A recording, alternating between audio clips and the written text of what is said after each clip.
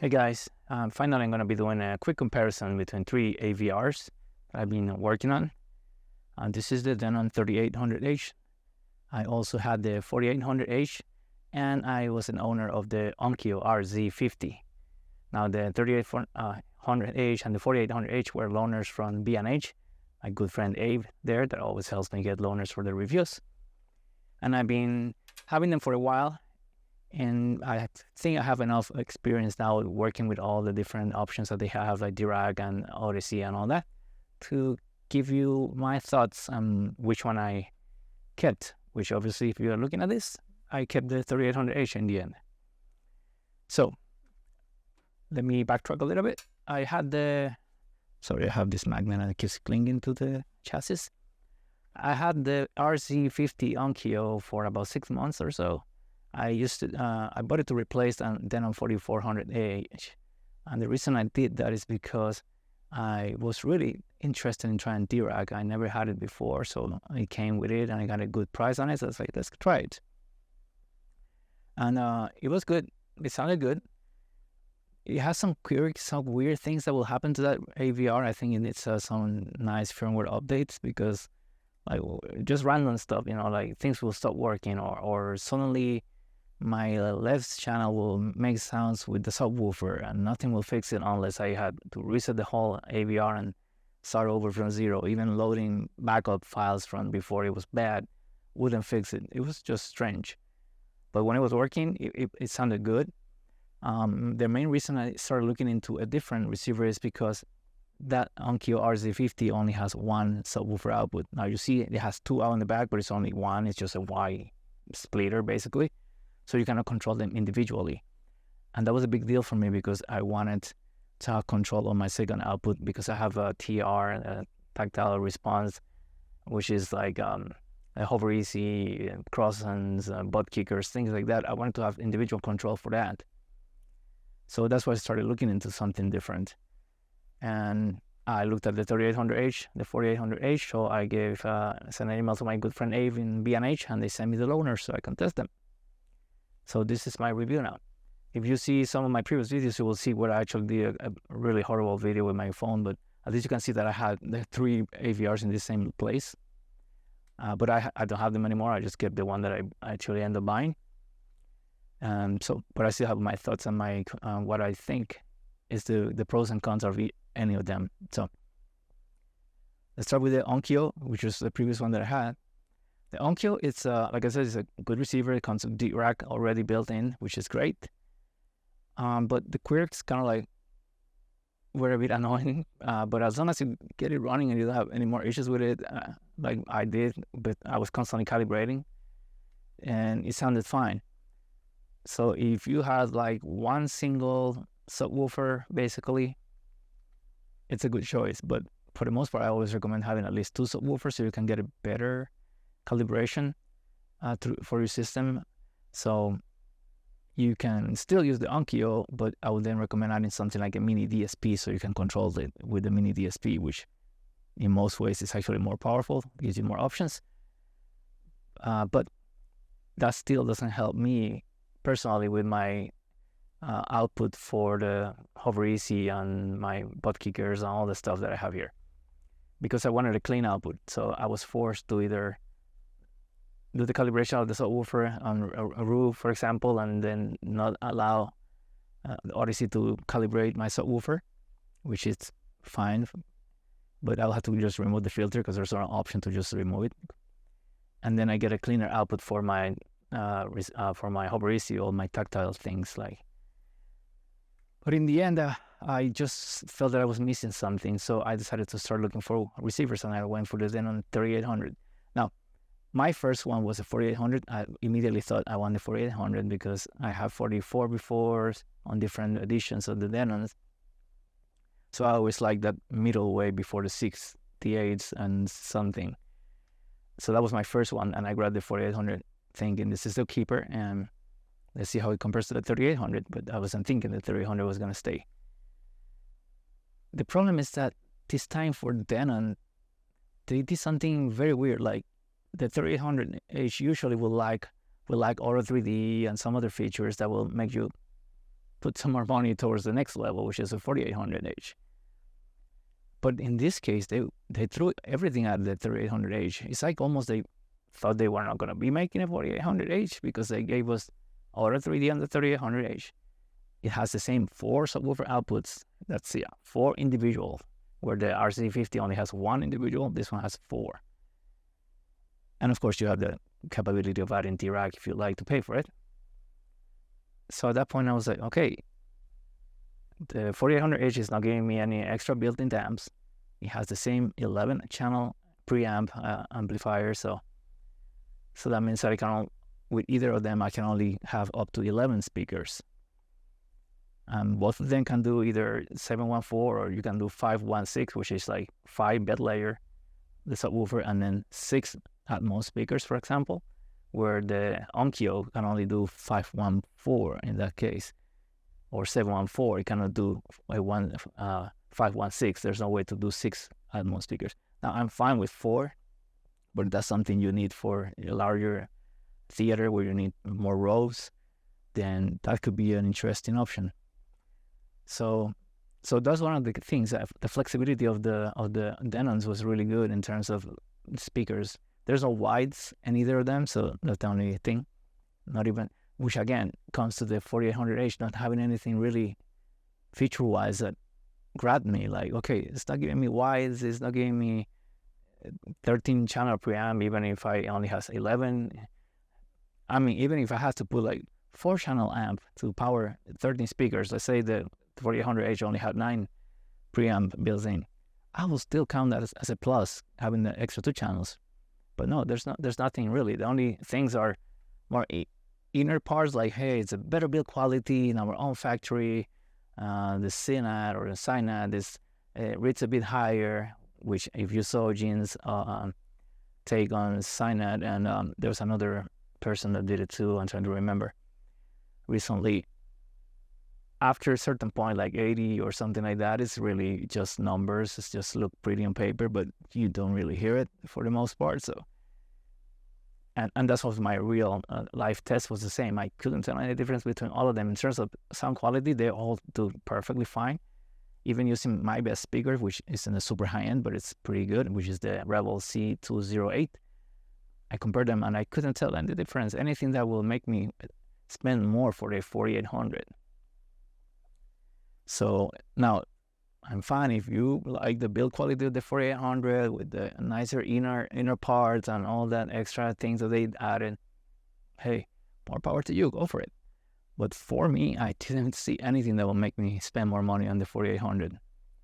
If you have had something else, like a built-in extra 2 amp for 11 speakers, or a couple of more extra preamp for 13 speakers, but nothing. I didn't see anything at all. Or if they mention, hey, you know, the 4800 is gonna be able to do art with D-Rack art, and the 3800 won't be able to do that, which will be kind of odd because they share the same processor, so it's the same power basically, but not even that. So from my perspective, the 3800H is the one.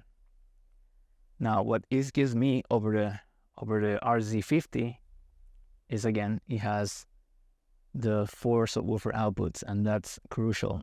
First, because you will be able to add the bass control for D-Rack if you like. You won't be able to do that on the RZ50. From what I read, you'll be able to do it on the RZ70, which is the higher model from Onkyo.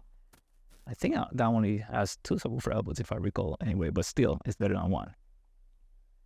So you get that option here. Now, whether you will get art, we don't know yet, hopefully, but I know I'm holding my breath on that one. So that was key for me, having the 4 subwoofer outputs. Now, in my case, the main thing is because the Denon 3800H and the 4800H also have a tactile response, or I don't know how they call it, I forget. But it's like, it's for crossings, for butt kickers. So any device like that, you have a specific output subwoofer 4 that you can set to that. What that does is it completely becomes independent. That LFH signal, it's clean from any D-Rack or Odyssey calibrations. So you're getting a plain signal to that device, which is ideal. And you can even set the crossover for it. At what point you want to send signals, like you want from 80 for 40, you know, you set it up. And the only thing you can set is delay, and I wish there was a way to set delay, because right now I'm having to like work it with my mini DSP, which is fine, but I emailed them asking, hey, can you add delay? Because it would be nice to be able to control the delay on that too. So hopefully in the future.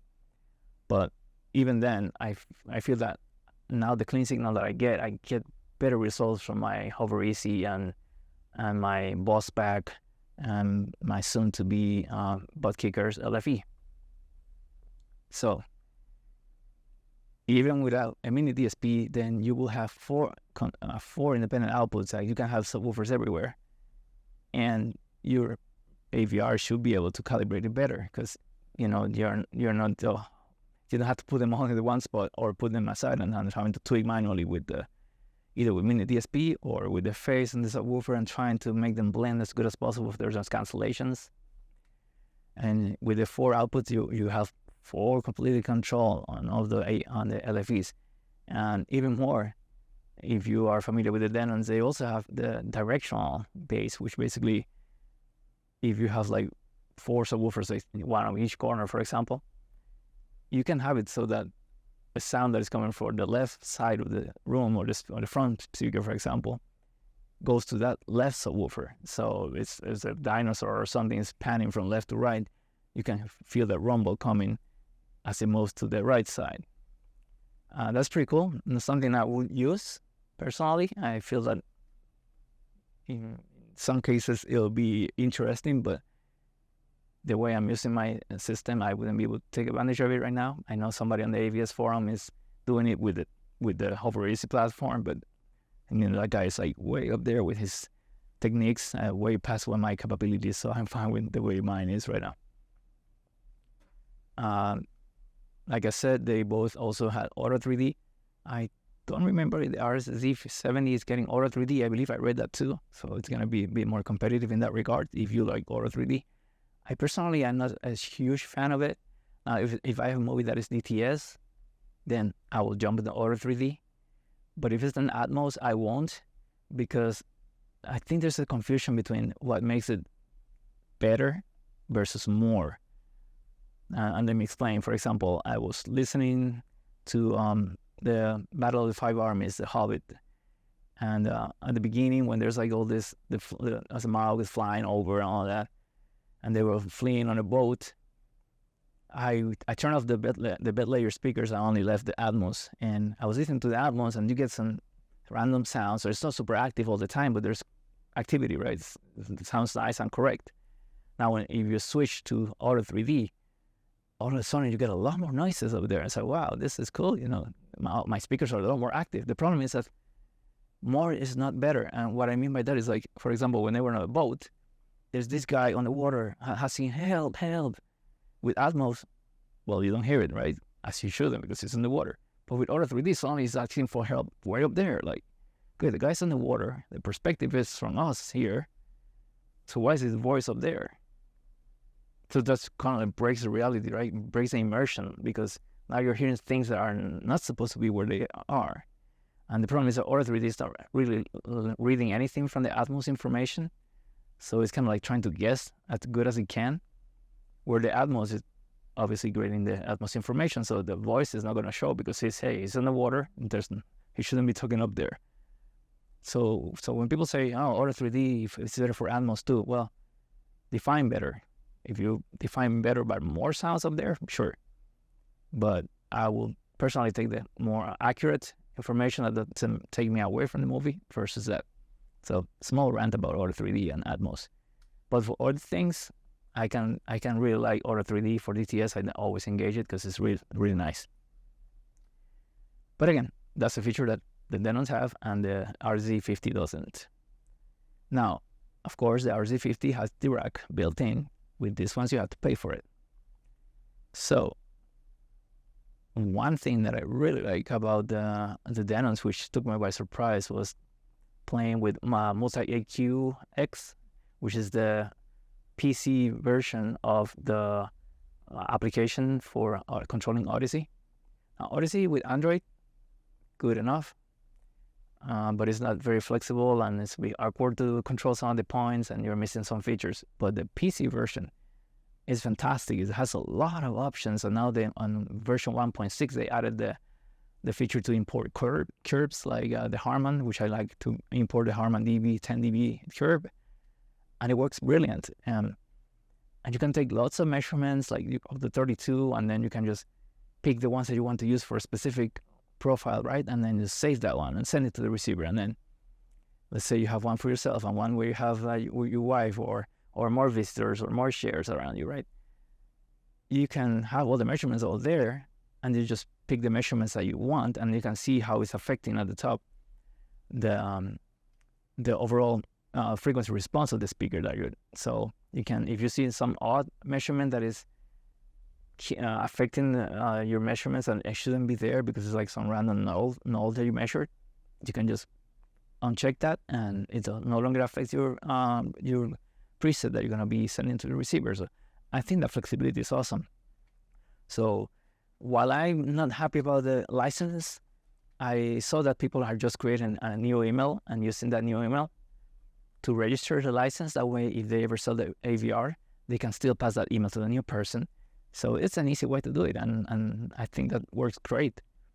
Now, whether I like Odyssey Multi-EQX over Dirac, that's a question for another video. There are things that I'm liking for both. And one of the things I really like about Odyssey is having dynamic EQ, which I know some people shun on it, like don't like dynamic EQ, but it is an interesting feature because I don't think many of us listen at reference levels. And I love what it does at different levels, how it increases the bass and even the highs to compensate for that lower level, right? The way we hear. Now, some people say, hey, the surrounds on the sides are too active. And yeah, in some cases it can be. So personally, what I do is I just take them down like a 1 dB. So when I'm usually dynamic EQ engaged, then they are more, they're still more active, so I can hear nice details, but it's not overpowering the rest of the system. But yeah, I'm planning to do a more direct comparison between Dirac and dynamic EQ, as I've been testing both quite extensively. I got the license for both, so yeah, expect that video soon. But spoiler alert, I think you'll kind of be happy with either one. They both have their pros and cons, and some things that one do better than the other. So the one that I'm looking for is art. So hopefully this thing will get art, but I'm not counting on it. So overall, sound quality. Like I said earlier, I didn't feel like any of them were lacking. Now, to be honest, I was using an amp for all of them. So I have a Monolith 7X, which you probably saw in my other video showing kind of like an overview of my theater. And with that, I couldn't tell any difference. The Atmos speakers were only powered by the AVRs in all the tests. And again, nothing that I could just stands out. More like, it's more of a calibration to calibration variances as opposed to just the actual quality of the AVRs between themselves. Like noise-wise, putting my ear to the speakers, I couldn't tell difference in his levels or anything like that. So all of them did it in terms of sound quality for me. I didn't notice any issues on my projections, my projector, the quality of the image either. And they all switched fast enough. I didn't hear any random clickings that were not based on me changing inputs. The only time that I would hear the clickings. The Denons, you can actually put them all on preamp mode, which is supposed to be cleaner than other modes because it disengages the built-in amps, and you can do it per channel or all of them as well. So yeah, that's great. Like if right now all my 7 channels here are in preamp mode only, so it is not engaging the amps, only for the Atmos for now until I get a Atmos amp. But honestly, even with that feature engaged, I couldn't tell anything better than the RZ50 was getting in terms of quality. Now, in terms of soundstage, I think it's more of a calibration thing. Because sometimes I felt like the RZ50 had a bigger soundstage, but then sometimes I felt like it was the Denon 38 or the 4800. And the same for music. I ended up actually, for music, for some reason, I tend to prefer the Denons. And that one, it was pretty consistent. Like, I never swapped to the RZ50 and felt like, hey, I like that sound of the music here better. I was sure that the Denons had something different, like more clarity or definition. Why? I don't know, but that's why I felt the time. For movies, it was more even though. What else did I talk about? So between the 48 and the 3800, you will notice that the front is different. There's no panel to open like on the RZ50 and on this one. This is just kind of your front flush panel. So the USB port is in front instead of on the back like on the 4800. So I got this tiny one, so I put my music there if I want to. That way it doesn't stick out too much and looks ugly. Not a big deal. This one only has one output for the 12 volt for powering, starting the amps and all that at the same time. And the 4800 has 3, I believe. But that's not a big deal. You can get like a splitter or something like this, which I have here. And a splitter like this, and that will do it if you want to power them all. Right now, I'm not using it because I'm doing a lot of testing, so I like to be able to control on and off easily what I'm powering. But yeah, it's nice to just have the remote. When you turn on the AVR, everything else comes up. And the RZ50 also has the one. So yeah, in terms of the calibration for the Denon, you can use the same microphone that comes with it.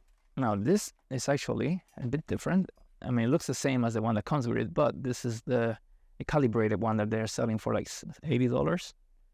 So it downloads the calibration file. So when you're doing the Odyssey on the PC app, you get a better calibration, more accurate. With the RZ50, you can do the calibration with a built-in microphone, or you can use a mic from the laptop to use the direct app from there, which of course is more accurate than using the built-in microphone. But either way, you have calibrated microphones to use, and from the results that I'm seeing, the frequency response is good on both. They do a good job, even though I always have to end up tweaking a little bit, because especially with Odysseys, they still tend to be a bit optimistic on the speakers, setting them to large and things like that, when I prefer 80 hertz is giving me a better response. But after a couple of tweaks here and there, which I also do in Diracs in many cases, they are very similar in the results in terms of the frequency response.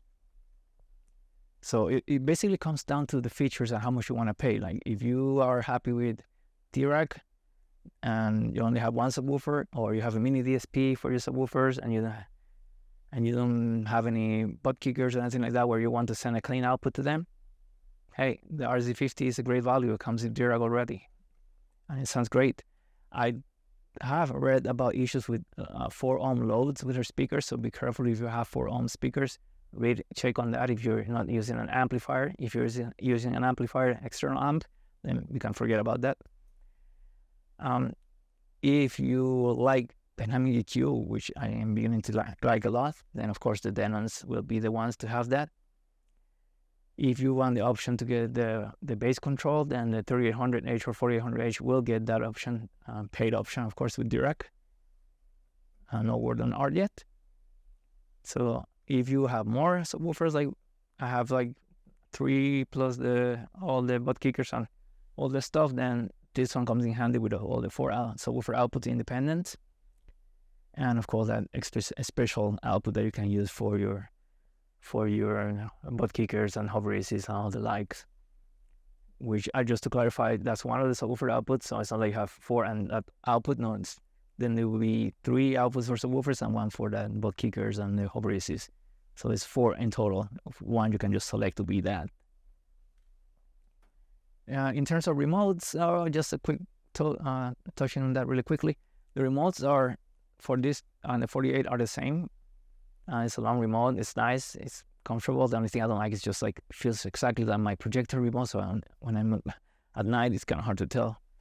The Onkyo is a much smaller one and it's very comfortable. And I actually like it better, but I like that the Denon has the 4 presets, so you can use that to quickly change your settings. I'm just trying to think what else I can tell you about this. Really, it's all of them will do a great job of delivering the sound and the music experience and the movies. I just lean towards the Denon because of the extra features that I can use for my specific needs, right? If I didn't have those needs, I will just pick whichever is cheaper between the RZ50 and the 3800H. Now, if you want that extra specs and build quality, then go for the 4800H. It gives you like 20 watts more than the 3800H, which basically is nothing. Now, that's 2-channel driven. Maybe you will get more when you are all-channel driven because of the better build. But the Onkyo, it's very similar also to the 4800H in terms of power. But again, 125 to 105 is really basically not a big deal. And any of those is not going to make a huge difference. If you need a lot more power, you just need an external amp. So what else? The apps for the controlling the music, the hues, and the one for the Onkyo, I prefer the ones from Denon. I feel I was easier to search and send more music and never had hiccups. I always had some issues with the Onkyo one. The firmware updates, they have been solid, although on the Denon I've seen a bit more than I saw on the RZ50. But they've stopped for a while now, so maybe they feel they're so solid. Wi-Fi connectivity, both were very solid, never had issues dropping connectivity. HDMI switching, again, never had issues. My projector is not really 4K, but I'm sending a 4K signal, so I haven't been able to test 8K. But I know it's an option. And that's about it. The displays, I mean, I always said Onkyo had like a old-fashioned looking display, but I like the shape of the Onkyo better than the Denon. It's like a tall, chunky, and looks very nice, beefy.